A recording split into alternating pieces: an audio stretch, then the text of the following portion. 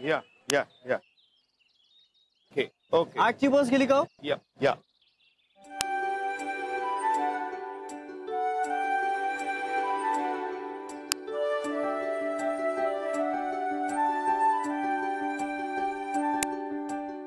O I am sorry okay okay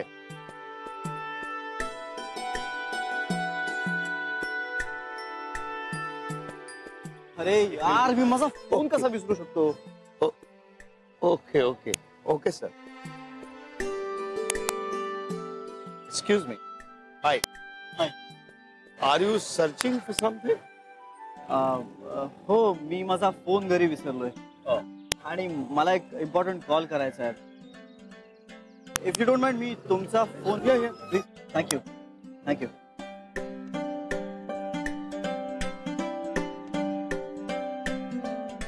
hello हा जानवी श्री बोलतो. श्री हा कुठला नंबर आहे? हो हा माझा नंबर नाहीये मला माहितीये. बरं ऐक तू तुझा फोन घरी विसरलायस. हो मी तेच सांगायला फोन केला माझा फोन घरी विसरलाय. आणि वॉलेट सुद्धा. काय? अरे यार मी वॉलेट सुद्धा कसा काय विसरू शकतो? आजचा दिवसच खराब आहे जानवी. बरं मी आता ऑफिसला कसा जाणार आहे?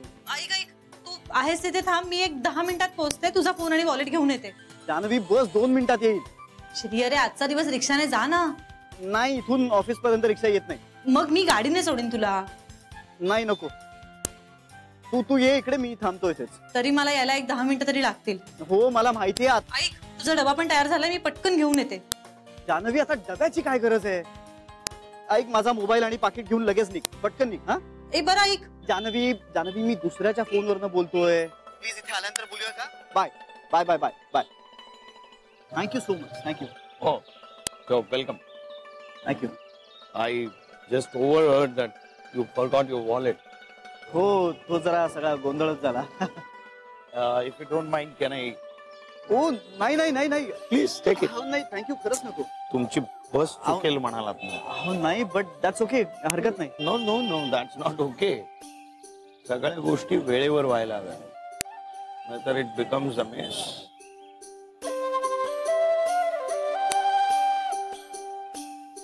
या यू आर राईट. नाही हे खरंच खूप एम्बॅरेसिंग आहे. नको. तरी एम्बॅरेसमेंट काय असते ते मला जास्त ठाऊक आहे. Please sorry. हवं तर मला परत द्या बस. Are you sure? Of course please. Okay.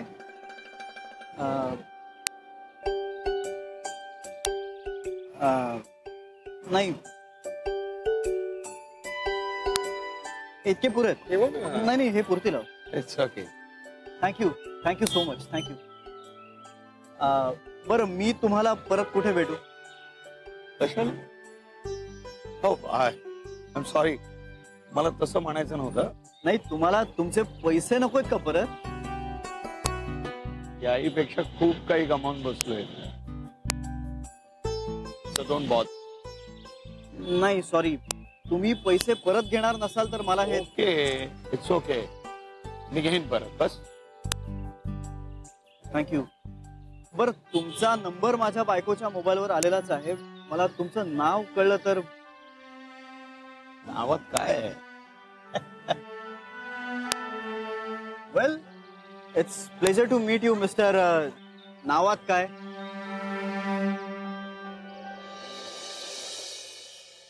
I mean it. नावात काय आहे?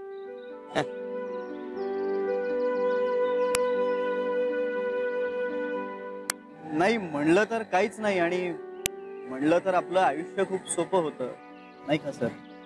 कधी कधी खूप कॉम्प्लिकेटेड होऊन बसतं आयुष्य.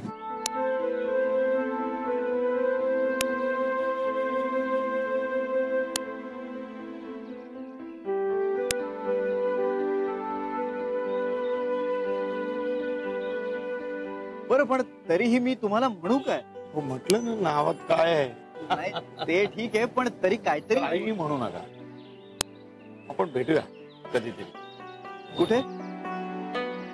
इथे या बस स्टॉपवर. तसा बेकारच आहे मी. आणि मीही होईन लवकरच.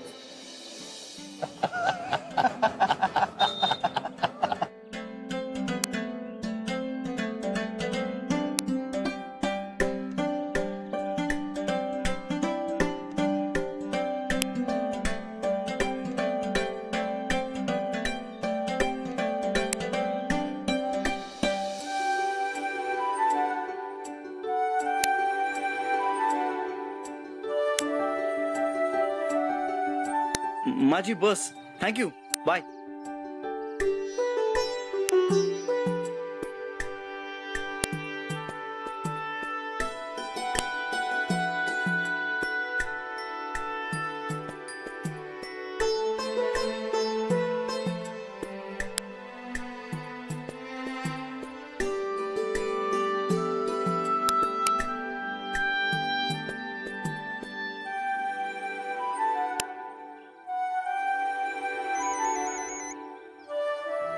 Hello hello. हॅलो.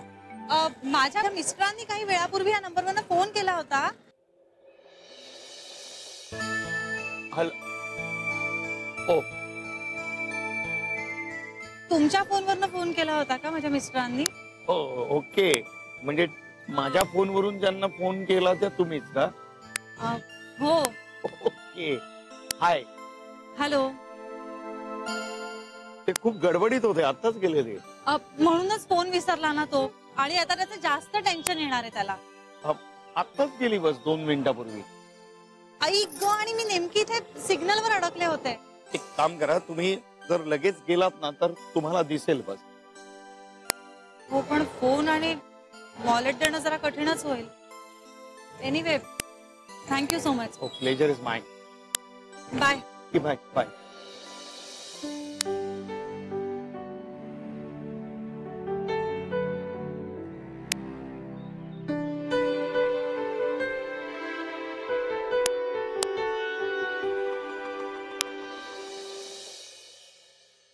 अहो अहो पुरे झाली शतपावली आता. हे तर उद्या दिवसभर पाय दुखतील तुमचे. अगं डॉक्टरीन बाईने सांगितलंय पाय जेवढे व्यायामात राहतील तेवढे बरे आहेत. आता काय करायचंय आपल्याला? व्यायाम आपल्याला काही कबड्डी खेळायची आहे थोडी. ते ठीक आहे, पण आपलं आपण स्वावलंबी राहिलेलं बरं. उगाच दुसऱ्या कोणावर अवलंबून राहायची वेळ यायला नको. तर दुसऱ्या कोणावर अवलंबून राहणार आपण? आपल्या मुलांवरच ना. या धोंड्याचं काही मला सांगता येत नाही, पण आपली जानू बघेल आपल्याकडे.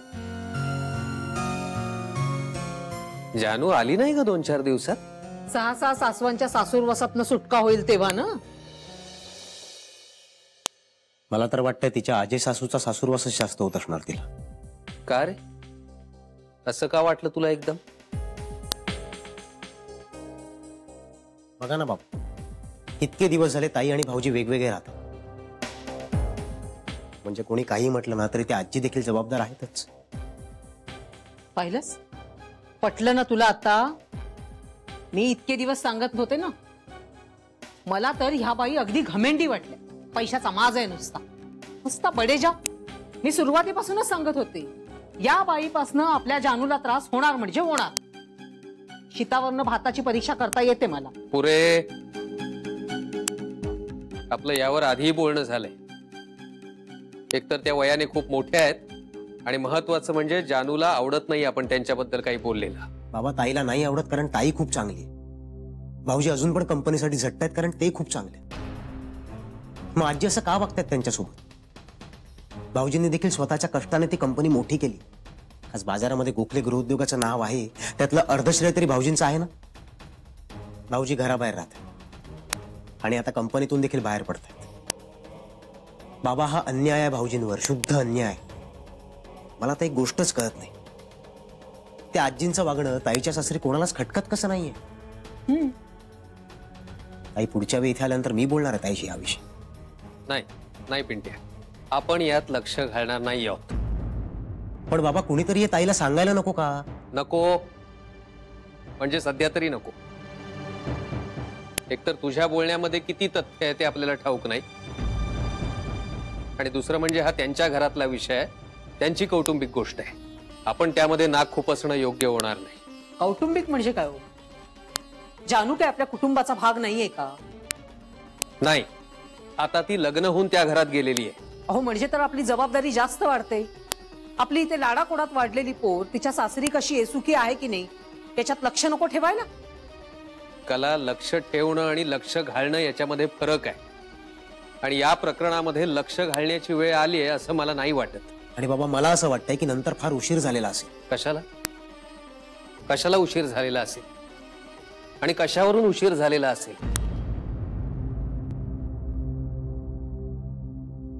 पिंट्या, अरे जानू आणि जावई बापू सुज्ञ आहेत. तू जसा विचार करतोयस ना तसाच तीही दोघं विचार करतायत. आणि जोपर्यंत जानू स्वतःहून आपल्याला या प्रकरणात लक्ष घालायला सांगत नाही ना तोपर्यंत आपण यात लक्ष द्यायचं नाही. नाही बाबा, मला नाही पटत आहे. शक्य आहे, हे तुझं मत आहे, पण मुलीच्या संसारात गरजेपेक्षा जास्त ढवळाढवळ करू नये असं आपलं माझं मत आहे. अरे प्रश्न अडचणी सगळ्यांच्याच संसारात असतात रे. उद्या तुझ्याही संसारामध्ये काही कुरबुरी होतील आणि त्यावेळी ते प्रश्न तुलाच सोडवायला लागणार आहेत. आता जानू आणि जावई बापू सोडवतायत तसे. आणि जानूने कुठल्याही क्षणी आपल्याला मदतीसाठी एक हाक जरी मारली ना तरी आपण आहोतच की तिच्या मदतीला धावून जायला तयार. बाबा, ताई देखील तुमचीच मुलगी आहे. तिला कितीही वाटलं, तिला कितीही लागलं तरी ती आपल्याला हाक मारणार नाही. तसं झालं ना तर अभिमानच वाटेल मला तिचा.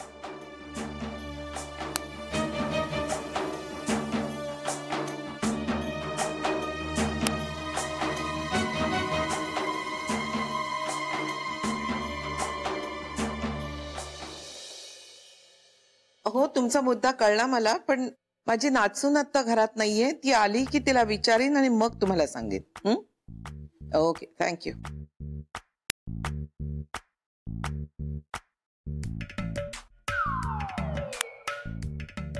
आई, जेवून घ्यायचं? मी जेव्हा मला भूक नाही. ताई, अगं थोडं तरी खा ना. नको ग. तुला का भूक नाही येणार नर्मदा? नाही म्हणजे तसं काही नाही, खाईन थोडस. मला हेच जान्हवीचं आवडत नाही. उशीर होणार असेल तर एक फोन करायचा ना. आपण फोन करून विचारूया का तिला? तुला भूक लागली असेल तर तू जेवून घे बेबी. आई, अगं आपण सगळ्याच खोळंबलोय, पण निदान फोन करून विचारलं तर कळेल तरी ना की अजून किती वेळ लागणार आहे यायला. वंस राहू द्या ना, कशाला उगाच फोन करून तिला त्रास द्यायचा. अगं त्या त्रास कसला, आपल्याला सगळ्यांना काळजी वाटते म्हणून, दुसरं काही नाही. बेबी वंस, मला काय वाटतं ती विसरली असेल का बहुतेक. अगं मी कुठे म्हणतेय की ती मुद्दाम करतेय, पण आपण एक फोन करायला काय हरकत आहे. तू नको करूस फोन, ती श्री बरोबर असेल.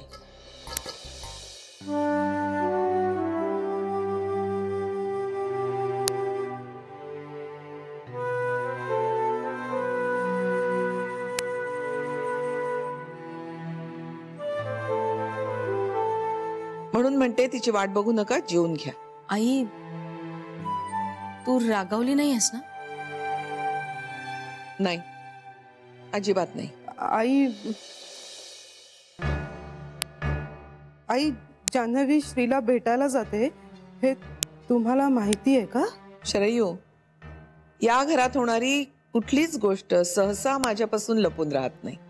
पण मग हे तुम्हाला कधी, म्हणजे कसं कळलं? तिनंच मला प्रामाणिकपणे सांगितलं.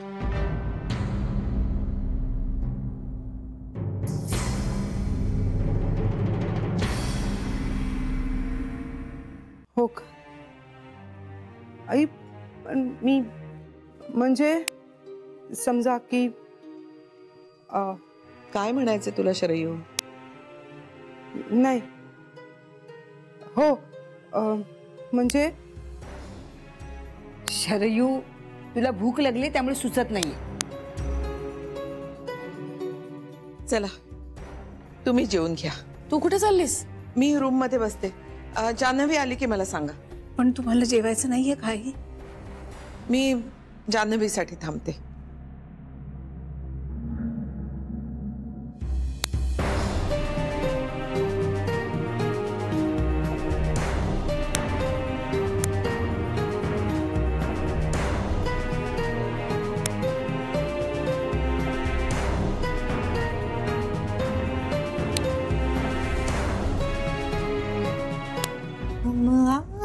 आपकी आंखों में इस सर को फसा ले तो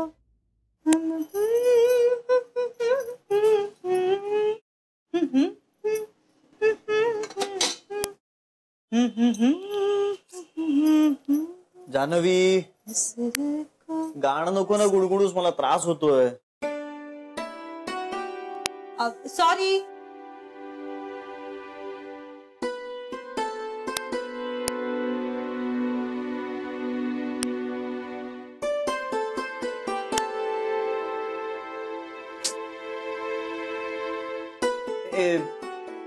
बोल ना काहीतरी, अशी शांत नको बसूस, मला त्रास होतोय. अरे मी बोलले तरी त्रास होतोय, मी गप्प बसले तरी त्रास होतोय, मग काय करायचं माणसाने?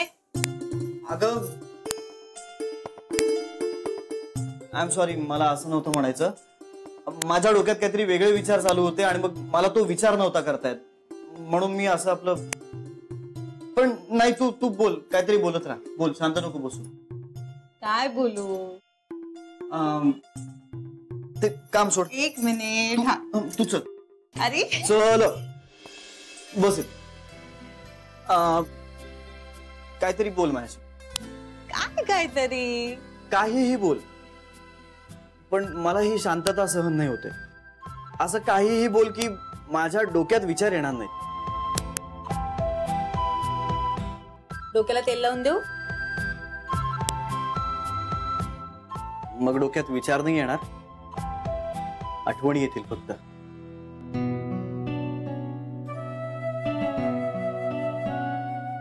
कसला विचार करतोय एवढा? आश्चर्य मला याचं वाटतंय की मी जेव्हा तिला असं म्हणालो ना की एका अटीवर मी या कॉन्ट्रॅक्टवर सही करायला तयार आहे, त्यावेळी तिला काही आनंद झालाच नाही, खूप न्यूट्रल रिॲक्ट झाली.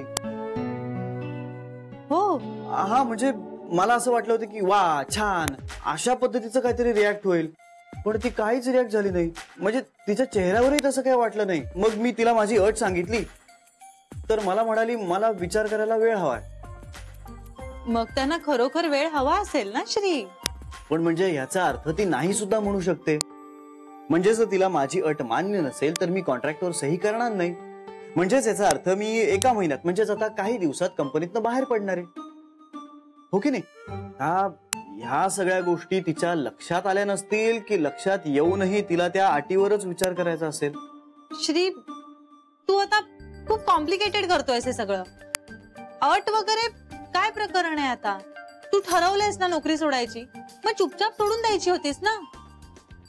जान्हवी, तू हे असं का म्हणतेस? मी काय भावना शून्य नाहीये. आणि जर त्या लवाटेबाईंना पुन्हा कामावरती ठेवून घेतलं ना तर मी त्या कॉन्ट्रॅक्टवर सह्या करणारच आहे. आणि मला असं वाटतं की ते कॉन्ट्रॅक्ट सगळ्यांच्या दृष्टीने भल्याचं आहे. सगळ्यांचं म्हणजे कंपनी, आईची आणि लवाटेबाईंचं? हा, हे म्हणजेच सगळे ना जान्हवी. मी जसा विचार करत होतो ना त्यापेक्षा फारच वेगळ्या दिशेने चाललंय सगळं. तू काय विचार करत होतास? काय? तू ज्या दिशेने विचार करत होतास त्यापेक्षा फार वेगळ्या दिशेला चाललंय सगळं, असं म्हणालास ना तू. मग नेमका काय विचार करत होतास तू? मी काय विचार करतोय हे महत्वाचं नाहीये, आता आई आजी काय विचार करते हे जास्त महत्वाचं आहे. आणि माझ्या डोक्यावर खूप सारे टेन्शन्स आहेत, त्यामुळे असले भलते सलते प्रश्न विचारू नकोस मला. अरे मला कुठले प्रश्न पडलेच नाहीयेत. मग हे काय करतेस जान्हवी? तू प्रश्नच विचारतेस ना मला. आजकाल ना तू आई आजी सारखं वागायला लागलीयस, एकदम अनरिझनेबल आणि अनप्रेडिक्टेबल.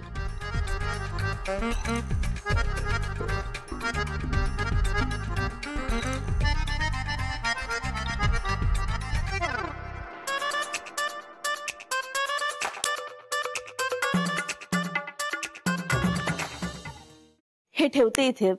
आई आणि जान्हवी जेवायच्या आहेत ना? आई एवढ्या उशिरा जेवणार? त्रास होईल त्यांना. हल्ली जान्हवी पण उशिरा येते ना बऱ्याचदा. तिला लवकर जेवायचा नियम नाही का लागू पडत? अगं तिला का उशीर होतोय हे जर आईला माहितीये, तिला का लागू पडतील नियम? पण बेबी बनचं आपल्याकडे एकाला एक नियम दुसऱ्याला दुसरा नियम असं नाहीये ना. सगळ्यांना नियम सारखेच. अगं हो, पण जान्हवीची गोष्ट जरा वेगळी आहे ना सध्या. काय वेगळी आहे?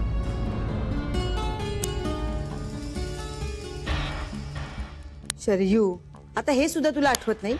अगं आपला श्री घराबाहेर राहतो ना, म्हणून जान्हवी त्याला भेटायला जाते. हा, हेच म्हणते मी. आईंना हे कसं पटतं? असं काय करतेस चरू? जान्हवी श्रीला परत आणण्यासाठी प्रयत्न करतेय ना, मग त्यासाठी तरी तिने श्रीला भेटायलाच हवं ना. हा, अच्छा अच्छा.